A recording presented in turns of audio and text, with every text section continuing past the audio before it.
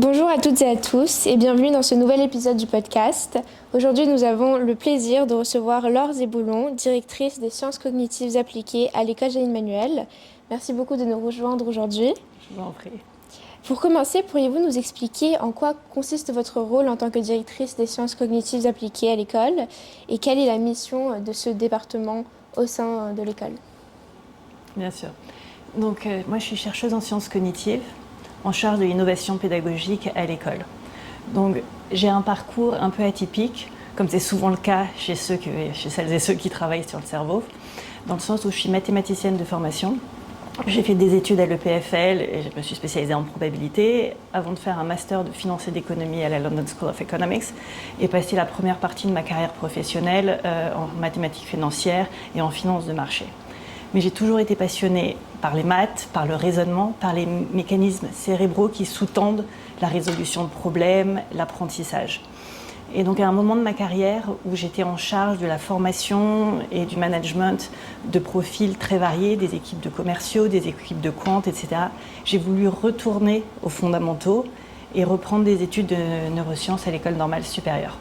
Ça a été une expérience incroyable et décisive qui m'a donné envie d'appliquer la recherche scientifique au service de l'éducation qui pour moi est la base d'une civilisation. La recherche sur les mécanismes cérébraux et cognitifs des apprentissages a produit des résultats majeurs ces 20 dernières années.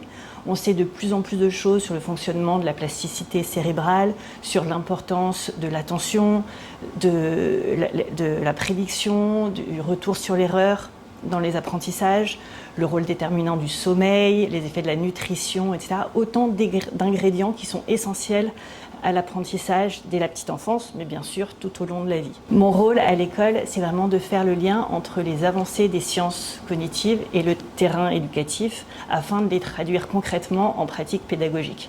Donc l'idée, c'est de tirer parti de toutes ces connaissances scientifiques avérées afin d'améliorer, la qualité des enseignements, mais aussi le travail des enseignants et l'engagement des élèves. Donc, ma mission, je travaille beaucoup à diffuser une véritable culture de la démarche scientifique et de la preuve, en faisant dialoguer en permanence la recherche et le terrain, afin que l'innovation pédagogique s'appuie sur de la science, s'appuie sur des faits qui ont fait leurs preuves, plutôt que sur des effets de mode ou bien des approches neuromarketing. Une des façons dont vous faites ça, c'est justement en organisant des conférences avec des chercheurs pour les élèves et les parents. Est-ce que vous pourriez nous en parler ?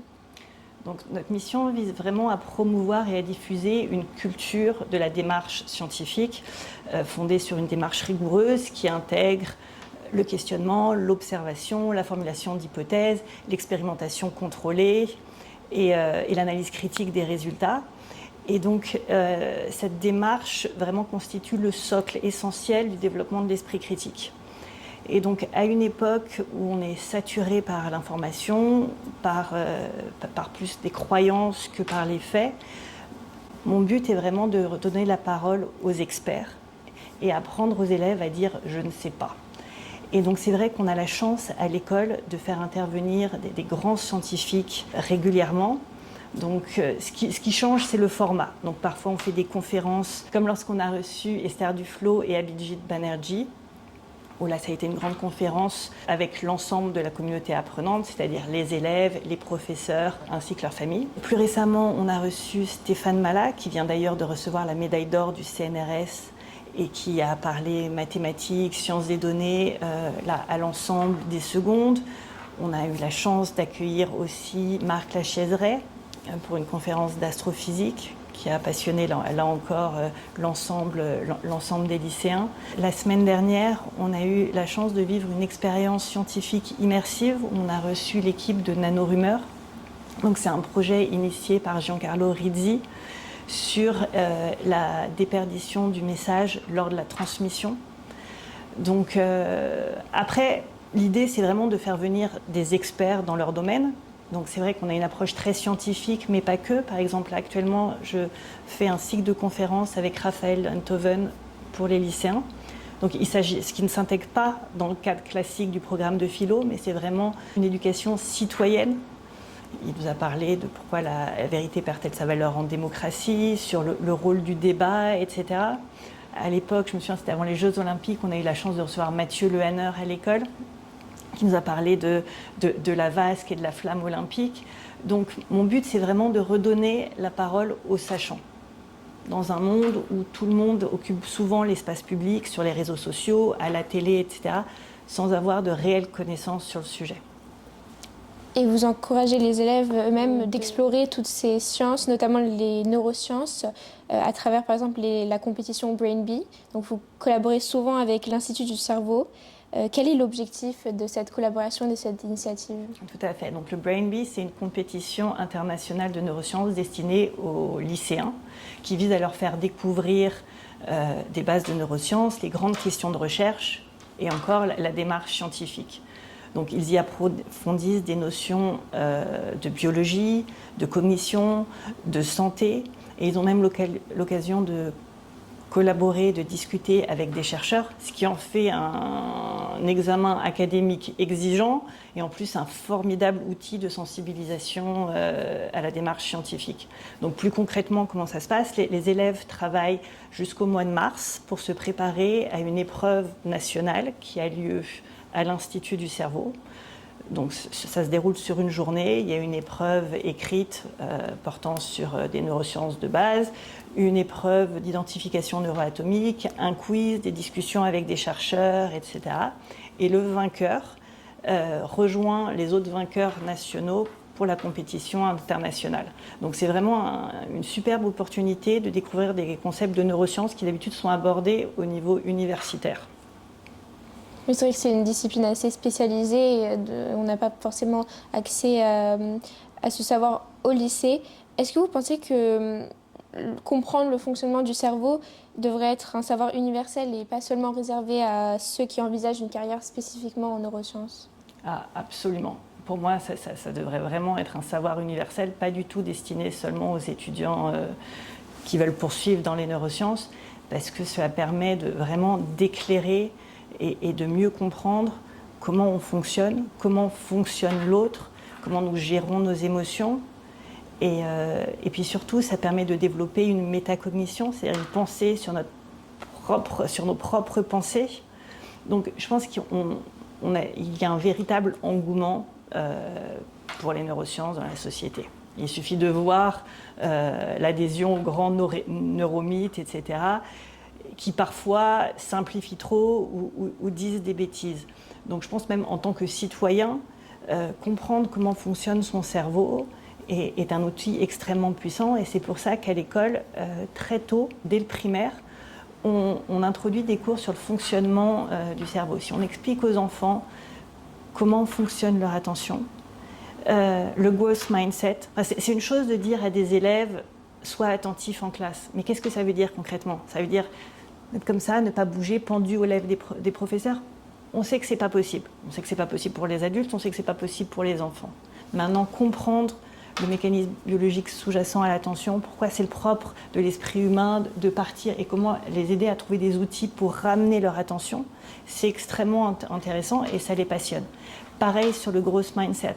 Si on explique la plasticité cérébrale, si on explique que chaque apprentissage, chaque conversation transforme notre cerveau, ils comprennent que leurs compétences ne sont pas figées. Et du coup, parce que ce qui est souvent le plus limitant, c'est nos fausses croyances sur nous-mêmes et le plus bloquant. Donc c'est vraiment quelque chose qui est très important à l'école et qui se traduit par vraiment, on essaye de valoriser au plus possible le processus plutôt que le résultat. On essaye l'importance de l'erreur. Et d'ailleurs, on observe ça en machine learning, les modèles progressent en faisant des erreurs et en se servant de ces erreurs comme signaux pour s'ajuster et modifier. Vous avez parlé du growth mindset qui est justement une philosophie assez importante dans cet établissement. Comment il se traduit concrètement dans la vie de l'école ? Vous avez notamment parlé du fait qu'il faut en parler aux élèves plus jeunes. Est-ce que ce sont les professeurs qui font ça ? Comment ils arrivent à l'intégrer dans le programme qu'ils ont à enseigner ? En fait, le growth mindset à l'école est vraiment présent à tous les niveaux. Donc c'est vrai qu'il n'y a pas de traduction littérale française qui sonne bien, donc on va reprendre la terminologie de Carol Dweck. Aussi bien pour les enseignants, aussi bien pour la direction, vraiment, et bien sûr pour les élèves, valoriser le chemin, l'effort. En fait, c'est que tout est possible, concrètement. C'est que le cerveau, bizarrement, ressemble bien plus à un élastique qu'à une noix dans sa coquille. Même si visuellement, on a plus tendance à faire une comparaison avec la noix dans sa coquille. Et à partir de là, on comprend que tout est possible. Et c'est vraiment le message qu'on essaye de transmettre aux enfants. Et vous voyez, moi j'avais organisé, donc dans le programme de CM1 sur le cerveau, ça finit par un petit symposium sur le cerveau où chaque groupe présente une question et produit des posters. Ils sont là avec leur petit casque sur le cerveau, c'est extrêmement mignon, etc. Et produisent des affiches à la fin qui mettent sur les murs. Et je me souviens d'un groupe qui avait eu comme question: est-ce que le cerveau peut commettre des erreurs? Et le groupe avait répondu en disant, alors bien sûr, en donnant comme exemple les illusions visuelles qui trompaient le cerveau, et en disant, mais c'est pas grave, l'important c'est de faire des erreurs, parce qu'en faisant des erreurs, c'est comme ça qu'on apprend. Et là, je me suis dit, c'est gagné. Si on a réussi à faire passer ce message-là, c'est extraordinaire. C'est une véritable preuve que le growth mindset marche, qu'il est très présent à l'école. Vous parlez de toutes ces initiatives, tous ces projets dans les sciences cognitives. Est-ce que c'est quelque chose qui est commun dans les écoles françaises? Est-ce que vous diriez que la France accuse un retard dans ce domaine, dans les écoles, ou est-ce que ça serait un simple cliché? En fait, la réponse est nuancée. Donc, il n'y a absolument pas de retard en sciences cognitives sur le plan fondamental. Bien au contraire. Les chercheurs français sont très reconnus sur les grandes questions théoriques, sur la mémorisation, sur l'attention, sur la conscience, etc. Les centres de recherche tels que l'Institut du cerveau, le CNRS, l'INSERM, l'Institut Jean Nicot à l'École normale supérieure sont vraiment des établissements de première classe, bénéficiant d'une très belle réputation, etc. Donc sur ce plan-là, sur le plan académique, scientifique, on est très bon. En revanche, là où il y a un décalage, c'est dans l'application concrète de ces connaissances, surtout dans le monde de l'éducation et dans le monde de la médecine. Donc en fait, d'autres pays, comme notamment les pays nordiques ou les pays anglo-saxons, ont mieux réussi que nous à créer des liens entre la théorie et la pratique. Donc je dirais vraiment qu'en France, l'enjeu n'est pas scientifique, mais vraiment institutionnel. C'est comment transformer ces connaissances en pratiques concrètes fondées sur les preuves. On a parlé du growth mindset, qui est une philosophie importante à l'école Génie-Manuel. Qu'est-ce qu'il en est de l'intelligence émotionnelle et de l'enseignement social et émotionnel qui devient de plus en plus répandu, notamment aux États-Unis? Comment l'école peut-elle aider à développer l'intelligence émotionnelle des enfants? Donc, l'enseignement social et émotionnel est essentiel au développement de l'enfant car il soutient aussi bien les apprentissages que la santé mentale, son bien-être, les interactions sociales. De plus, on sait grâce aux sciences cognitives que l'apprentissage est directement lié aux émotions. D'accord ? Un élève bien dans sa peau, émotionnellement engagé, apprend mieux. Donc développer l'intelligence émotionnelle à l'école est vraiment quelque chose de fondamental, aussi bien pour sa réussite scolaire, mais pour aussi l'aider à mieux se connaître lui-même, mieux interagir avec les autres et mieux comprendre l'autre, en fait, qui est la mission de base de l'école Génie-Manuel, la compréhension internationale. Donc à l'école, comment ça se décline ?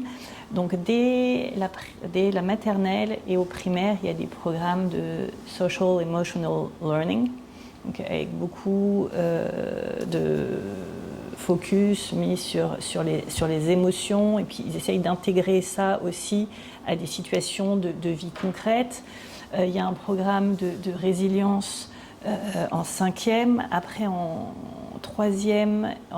quatrième et en 3e, il y a un programme qu'on a développé de Learning to Learn, apprendre à apprendre, où là, on traite vraiment de sujets Sciences Co, où sont abordées l'importance du sommeil, qui est aussi déterminant dans la gestion des émotions et sa régulation, la motivation intrinsèque, extrinsèque, qui sont fondamentales dans l'apprentissage, le time management, etc. Donc, on essaye autant que possible d'inclure tout au long de la scolarité des petits cours, des ateliers, etc., pour mettre vraiment ces enseignements au cœur de l'apprentissage des élèves. Avant d'aborder la question des technologies à l'école et dans l'éducation, mais si on a un petit peu parlé de l'intelligence artificielle, je voulais vous demander, en tant que spécialiste des sciences cognitives appliquées, est-ce que écrire à la main aurait, selon la recherche, un réel avantage plutôt qu'écrire sur l'ordinateur ? Effectivement, c'est quelque chose de très intéressant et qui commence à être très bien documenté. En fait, on sait qu'écrire à la main mobilise un réseau plus large d'aires cérébrales, que ce soit les aires visuospatiales, les aires du langage, la motricité fine. Et donc cette coordination favorise un encodage plus profond de l'information, ce qui permet une meilleure compréhension, une meilleure capacité à reformuler, enfin tout simplement une meilleure mémorisation. Donc d'ailleurs, c'est très intéressant, en fait, en Chine, c'est aussi extrêmement bien documenté, avec l'apparition du numérique, on a constaté une amnésie des caractères. Et on se rend compte vraiment que l'écriture manuscrite, le fait de tracer la lettre, favorise une meilleure mémorisation et active de façon plus profonde les régions de la reconnaissance des lettres et les zones du langage. Donc vraiment, écrire à la main aide à la fois à mémoriser la lettre et à la reconnaître. En revanche, le fait de taper à la machine ou à l'ordinateur, est quelque chose de plus rapide et de moins coûteux sur le plan moteur. Donc, ce qui permet de produire plus, des textes plus longs, de collaborer. Ça permet de stocker l'information, de la partager de manière plus lisible, plus claire. Alors que prendre des notes à l'ordinateur aboutit à un traitement plus superficiel de l'information. Surtout que lorsque on écrit à la main, comme c'est beaucoup moins rapide, on est obligé de restructurer l'information qu'on entend. Il suffit d'introduire une première encodage de l'info. Donc en fait, la question, c'est pas écrire au stylo ou à l'ordinateur, mais à quel moment et pour quel objectif pédagogique. Pour apprendre, mémoriser, structurer sa pensée, l'écriture manuscrite reste un outil super puissant. Maintenant, quand il s'agit de réviser, de collaborer, de stocker de l'information, etc., et de produire, le numérique est un outil super efficace. Maintenant, un dernier point peut-être que je voudrais signaler ici, c'est que quand même, l'ordinateur reste une source de distraction. Et même avec la meilleure volonté du monde, il est très difficile de faire abstraction de la notification qui apparaît, etc. Mais là encore, il s'agit d'être nuancé parce que pour certains élèves qui ont des difficultés pour écrire, c'est un formidable outil de remédiation. Donc je pense que vis-à-vis du numérique, ce qui est important toujours, c'est de garder à l'esprit à quel moment et pour quel objectif pédagogique. Une autre source de distraction possible, notamment avec les technologies, c'est le téléphone. On voit qu'il est interdit de plus en plus dans les écoles. L'usage, on va dire, pendant les cours est interdit. C'est quelque chose qui a eu lieu à l'école. Donc selon vos observations, cette mesure a-t-elle eu un impact sur l'attention ou le bien-être des élèves ? Donc en France, la loi de 2018 interdit l'usage du téléphone portable à l'école et au collège. En revanche, ce que la loi ne dit pas, c'est la modalité matérielle. Donc, est-ce que le téléphone doit rester au fond du sac éteint, dans des casiers, dans des pochettes ? En fait, cette liberté est laissée aux enseignements de décider. D'accord ? Donc, nous, on a à l'école, comme toujours, on a observé ce qui se passait ailleurs, on a interrogé et questionné les élèves. Et on a décidé d'introduire les pochettes qui s'inspirent d'ailleurs, qui ont été introduites au début dans les stand-up comédies. Ces pochettes, là encore, ne visent pas du tout à diaboliser le numérique, mais au contraire d'instaurer des espaces-temps sans sollicitation permanente afin de restaurer l'attention des élèves, la qualité des interactions et puis peut-être des moments, tout simplement l'ennui. En fait, on sait, la recherche en sciences cognitives montre que la créativité a besoin de temps de faible stimulation. Notre cerveau a besoin de temps long. D'ailleurs, le neurologue et cognitiviste Lionel Dacach le dit très bien, notre cerveau a besoin de temps, il a besoin de silence et de continuité. Et donc, que ce soit la perception, le raisonnement, l'empathie, se construit sur des processus de manière progressive et non immédiate. Donc notre cerveau a besoin de temps long. Maintenant, vous demandiez l'impact, etc. C'est toujours difficile parce qu'on n'a pas pu faire des essais contrôlés, randomisés, qui auraient impliqué d'avoir des classes avec téléphone et des classes sans téléphone tirées au sort, et ce n'était pas l'idée. En revanche, donc, on a fait passer des questionnaires aux élèves après, pour avoir justement leur ressenti, et plus de 50% des élèves ont déclaré avoir vu un impact de leur attention en classe. C'est-à-dire qu'avant, et c'était quelque chose qu'ils nous avaient indiqué, que même lorsque leur téléphone était au fond de leur sac, ils continuaient de penser à ce qui se passait sur les réseaux sociaux. Et en fait, c'est un phénomène qui est extrêmement bien documenté par les cognitivistes. Je vous recommande les articles du professeur et chercheur de NYU, Jonathan Haidt, qui vraiment montre l'impact du téléphone, puis en fonction qu'il soit posé sur la table, dans son téléphone, dans sa poche ou au fond de son sac, etc. Donc on a quand même beaucoup de résultats maintenant sur ce sujet. Et les élèves témoignent aussi de l'amélioration de leur interaction avec leurs camarades et sur leur bien-être généralement. Parce qu'effectivement, on le voit quand on voit des élèves dehors au restaurant. Je trouve ça parfois un peu triste quand ils ne se parlent pas et que chacun est sur son téléphone portable. Donc et c'est pas que les élèves, hein. C'est vrai chez les adultes. On est à une époque où on est hyper connecté et à la fois hyper isolé. C'est justement ce que mentionnait le professeur Raphaël Gaillard, qu'on a eu l'occasion de recevoir à l'école pour les parents d'élèves. Donc c'est un phénomène assez paradoxal à cette époque, une hyper connexion. Les gens se parlent beaucoup moins. Vous mettez en... Ah oui, et là, pardon. Et si je peux rajouter un dernier point, parce que donc mesurer l'attention des élèves, surtout dans un environnement qui n'est pas contrôlé, c'est une tâche extrêmement difficile. Et un indicateur auquel personne ne s'attendait, et qui pourtant est extrêmement révélateur, la plupart des professeurs, à la rentrée, nous ont mentionné qu'en fait, les élèves n'allaient plus aux toilettes. Et que donc la vessie des élèves a diminué pendant les vacances, mais alors, et je ne parle pas que d'un ou deux enseignants. Ça a été, donc c'est sans doute l'indicateur le plus révélateur. On voit qu'il y a une vraie addiction dans le sens où il faut aller sur le téléphone et s'il est à côté, on sait qu'on peut y accéder, et on a cette envie. En fait, c'est un combat un peu illégal dans le sens où vous avez les plus grands chercheurs sur le fonctionnement du cerveau qui travaillent justement sur comment rendre tout ça extrêmement attractif. Le téléphone, le numérique, etc., appuient sur tous les boutons de notre cerveau reptilien.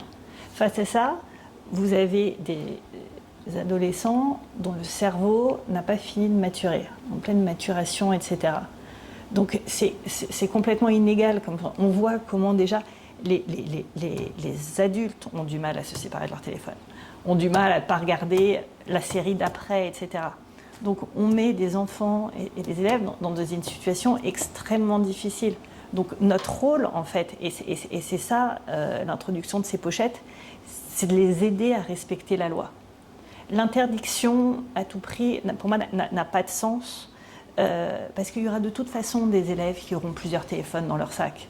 On s'en doute et ce n'est pas la question. Mais c'est toujours développer cette métacognition. Quand je parlais de l'importance de partager des connaissances sur le cerveau, c'est pour devenir acteur de son apprentissage. C'est ce qu'on appelle l'agency, qui est tellement plus puissante que le reste. Donc interdire pour interdire n'a pas grand sens. Dès qu'on veut tricher, etc., on triche. Mais c'est leur donner les moyens d'être acteurs de l'apprentissage. Et là, en l'occurrence, les pochettes, moi j'ai certains élèves qui me disent « ça m'a permis de prendre conscience que je pouvais tout à fait passer une journée sans mon téléphone, et même j'utilise parfois la pochette à la maison ». Et donc, et je trouve que ce système de pochette, d'ailleurs, est très bien pour les adultes également. Donc c'est créer des moments sans, des moments avec et des moments sans. Tout est une question de régulation, en fait. Vous rendez possible ces moments de pause avec le téléphone, de séparation pour les élèves, mais ce ne veut pas dire pour autant que vous n'encouragez pas les élèves de découvrir les nouvelles technologies, notamment les intelligences artificielles. Donc c'est complémentaire et notamment justement ça permet de se concentrer plus sur d'autres sujets, d'apprendre, d'être plus concentré et curieux. Ah pardon, ouais, non. Ah non, non, oui. Non, parce que en fait, votre point est tout à fait légitime, parce que idem en ce qui concerne l'IA, même si effectivement donc, on a introduit des concepts de machine learning et d'algorithmie débranchée dans le cursus des élèves au primaire depuis une dizaine d'années, l'arrivée de ChatGPT en novembre 2022 a modifié le paysage, mais dès le début, la position de l'école a été celle de l'ABI, c'est-à-dire de ne pas interdire. Ça a été comment on va faire maintenant pour modifier nos pratiques, sachant que c'est là. Et là encore, l'idée n'a jamais été de diaboliser l'IA. En revanche, de préserver des temps où on focalise sur les enseignements des compétences fondamentales. Notre cerveau reptilien a besoin de répétition, a besoin d'efforts pour apprendre. Et donc l'idée, c'est vraiment de se servir de ces outils, précisément comme des outils, et pas comme des raccourcis qui remplacent nos capacités cognitives. Parce que là, quand même, il y a un enjeu.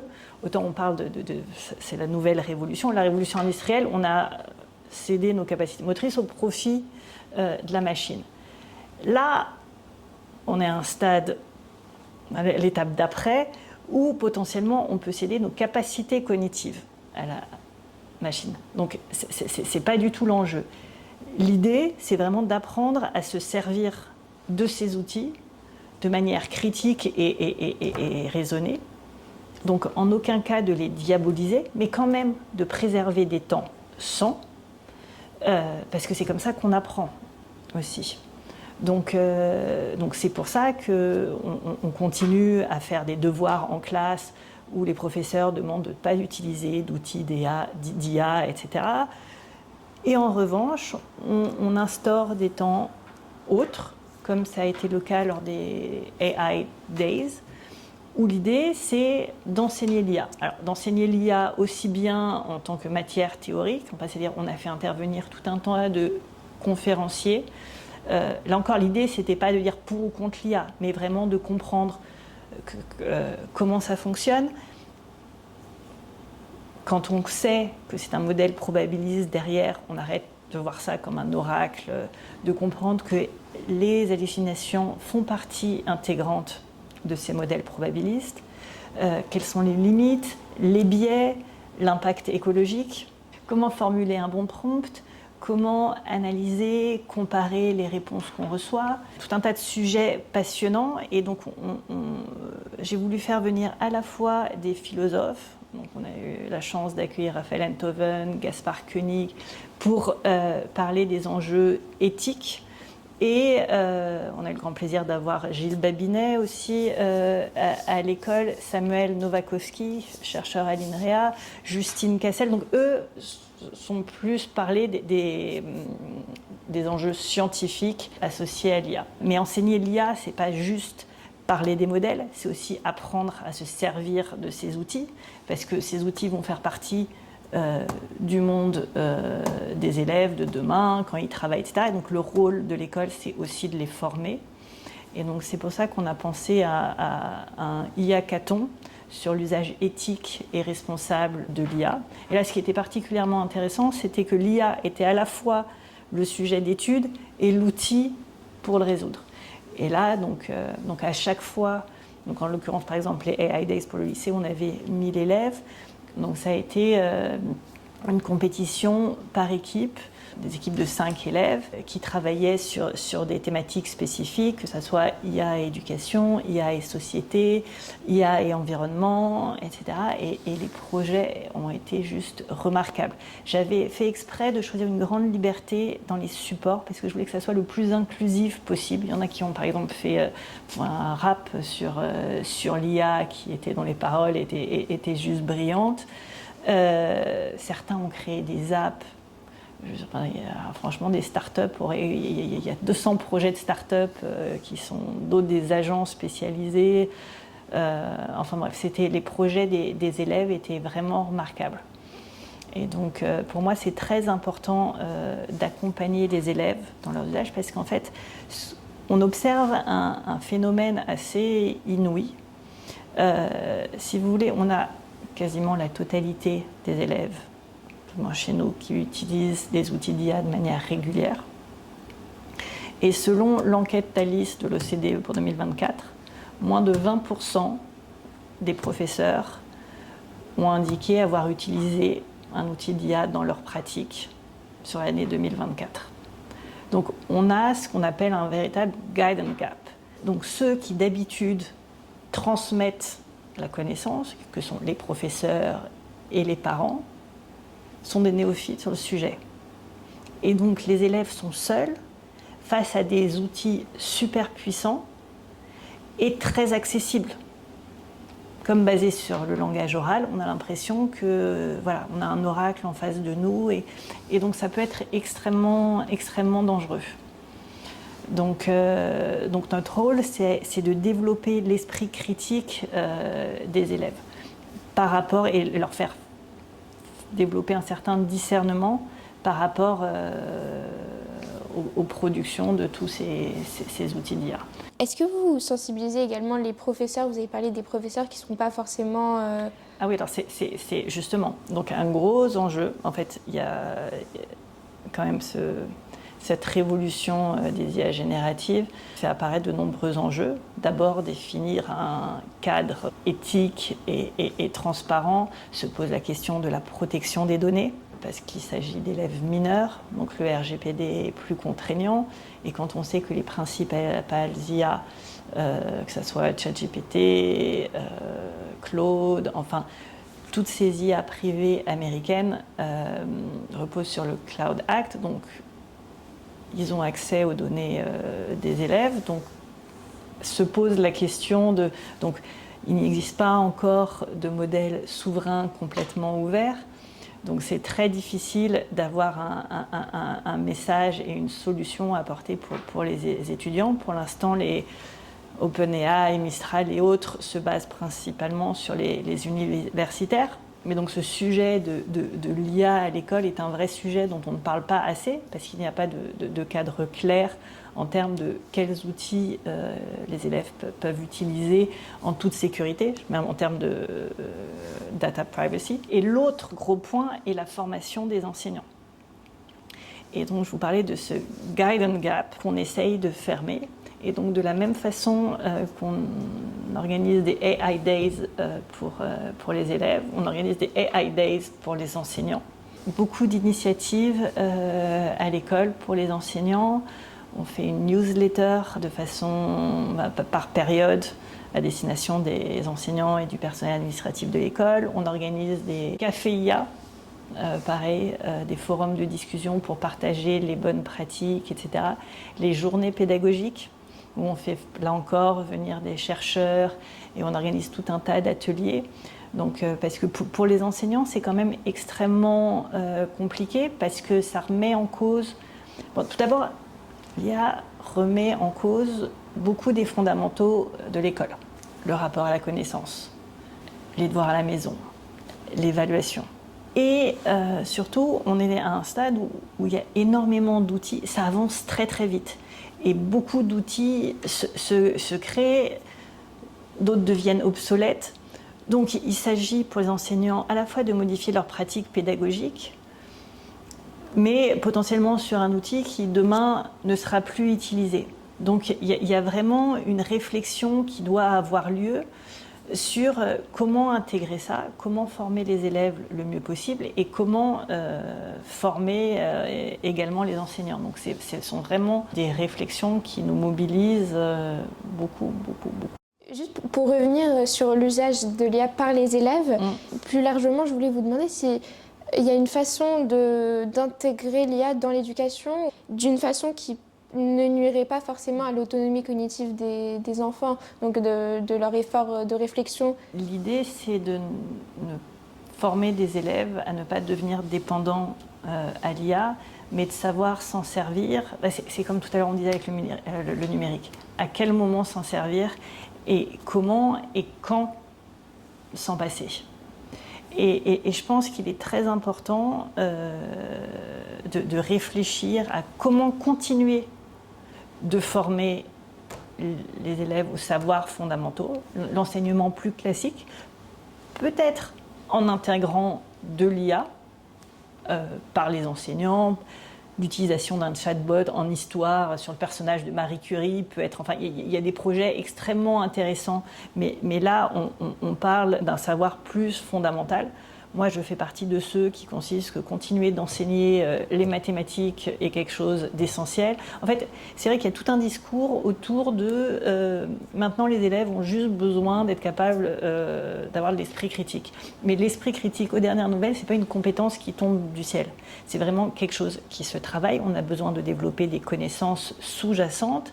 C'est comme à un moment, on parlait, c'était le code à tout prix. Maintenant, on est revenu en arrière, on s'aperçoit qu'avec tous ces outils d'IA, il ne suffit de pas avoir parlé, on n'a plus besoin de connaître une multitude de langages de programmation. Mais mine de rien, on a besoin quand même de comprendre comment ça fonctionne, d'avoir une compréhension des systèmes informatiques, etc. Et il n'y a pas de secret. Pour pouvoir comprendre comment ça fonctionne, il y a un moment, il y a besoin d'avoir planché dessus. Donc, oui, je suis convaincue qu'à l'heure actuelle, apprendre tous les différents langages de programmation ne sert à rien. Par contre, je suis persuadée qu'apprendre quand même un langage de programmation, apprendre à coder, c'est une gymnastique intellectuelle extrêmement intéressante et surtout, ça permet de comprendre qu'est-ce qu'une donnée, comment une donnée est produite, ce que fait concrètement un algorithme, etc. Donc il y a quand même tout un tas de savoirs fondamentaux qu'il est essentiel de garder, mais aussi réfléchir aux compétences dont les élèves vont avoir besoin dans le monde de demain. Et effectivement, s'ils doivent apprendre à gérer une équipe d'agents IA, voilà, enfin, il y a tout un tas de projets autres, et sur ça, toujours selon le modèle de l'école, très hands-on, et c'est ce qu'on réfléchit pour les prochains AI Days cette année, etc. Quel projet, en utilisant tous ces outils, un peu en les mettant dans la place d'entrepreneurs sociaux, qui sont quelque chose de différent sur l'usage de ces outils d'IA et qui va se correspondre à ce qu'ils vont faire plus tard dans le monde professionnel. Et donc c'est vraiment ce à quoi on réfléchit beaucoup actuellement. S'il y a un message que vous voudriez que nos auditeurs, notamment par exemple les parents, gardent de cette conversation, quel serait-il ? Quand j'ai rejoint l'école, c'était vraiment pour m'occuper de toutes les problématiques sciences cognitives qui ne sont pas directement intégrées dans le cursus classique de l'éducation nationale, mais qui sont liées à tous les apprentissages. Et l'idée c'était de créer un véritable curriculum sciences cognitives. On a la chance d'accompagner les élèves à l'école depuis l'âge de 3 ans jusqu'à 18. Et donc c'est super intéressant de parler par exemple de l'importance du sommeil, dès l'âge des enfants jusqu'au lycée et même les plus grands. C'est vrai qu'aux États-Unis, par exemple, on a un cours de one-on-one on sleep pour tous les élèves à l'université, qui est un thème qui est très peu abordé en France, ce qui est assez fou quand on connaît le rôle fondamental du sommeil dans l'apprentissage. Donc c'est vrai, depuis quelques années, maintenant on réfléchit beaucoup à un curriculum de digital citizenship. Je pense qu'il est fondamental de donner aux élèves des connaissances et des outils sur Internet, sur les réseaux sociaux, sur l'IA, dès le plus jeune âge, pour comprendre. Et là encore, l'idée n'est pas d'interdire et de diaboliser, mais vraiment de les armer face à des outils très puissants. Et puis, il y a aussi des dangers. On doit comprendre que lorsqu'on a un compte sur Internet, on donne nos données personnelles. Et c'est vrai que c'est quelque chose qui est à la frontière entre l'école et la vie de la famille, mais qui est omniprésent. C'est un sujet de tout ce qui est digital citizenship qui est extrêmement important à mes yeux et qui, pour moi, doit être inclus dans le curriculum de l'école, en fait, de toutes les écoles, pour aider, pour former les citoyens complets de demain. Merci beaucoup Madame Zeboulon pour ce partage et vos perspectives sur les sciences cognitives, l'éducation et l'intelligence artificielle. Merci à tous nos auditeurs d'avoir suivi cet entretien. Si vous avez aimé cette interview, n'hésitez pas à le partager, à vous abonner. À très bientôt pour un nouvel épisode. Merci beaucoup Victoria.